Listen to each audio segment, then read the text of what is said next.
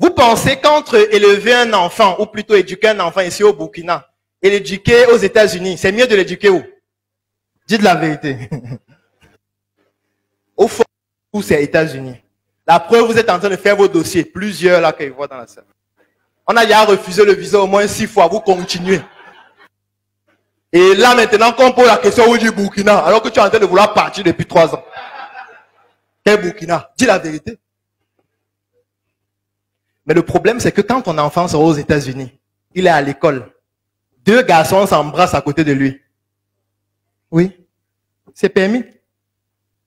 Il a son camarade dont ses parents, c'est 2 hommes. Et parfois, il va chez son camarade et il voit que son camarade vit avec ses parents qui sont 2 hommes. Et il demande à son camarade, non, voici papa, voilà maman. Il dit, ah bon, maman, comment? Oui, c'est maman. Mais je vois un homme, tu dis maman, oui, effectivement, c'est maman. Il a même changé son sexe, c'est maman. L'enfant est perturbé. Il a l'impression qu'il devient fou. Et quand il sort, il ne sait pas de quoi il s'agit, il réfléchit. On lui tend la drogue, que le truc, ça va t'aider. Prends ça. Après 6 mois, vous appelez l'enfant, il est devenu fou. Mage nu. Et parfois, pour le sauver, vous le renvoyez ici. Et c'est plus grave. Et quand vous le renvoyez ici, tous ceux qui tournent autour de lui leur donnent la drogue aussi, que le truc, c'est bien. Consommez ça. C'est ici qu'il faut éduquer nos enfants. Il n'y a rien là-bas. Là-bas rend les gens fous. La preuve, les gens se suicident plus haut. Pourquoi ils ont des pays beaux, mais ils se suicident chaque jour?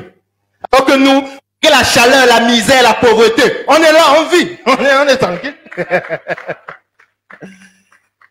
C'est parce qu'en fait, l'environnement nous rend résilients et la culture que nous avons préservée nous permet de continuer à résister.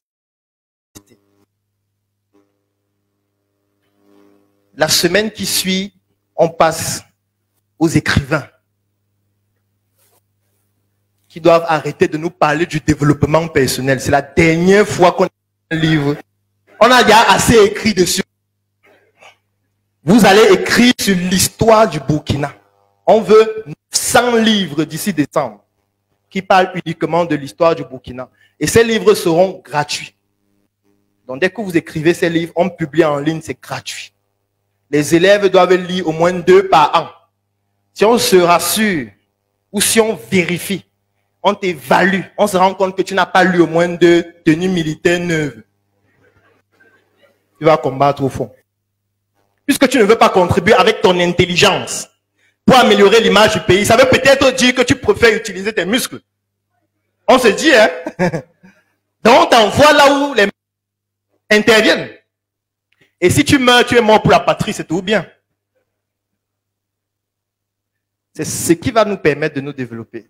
Et c'est ça, être un as de la vente, en commençant par notre pays.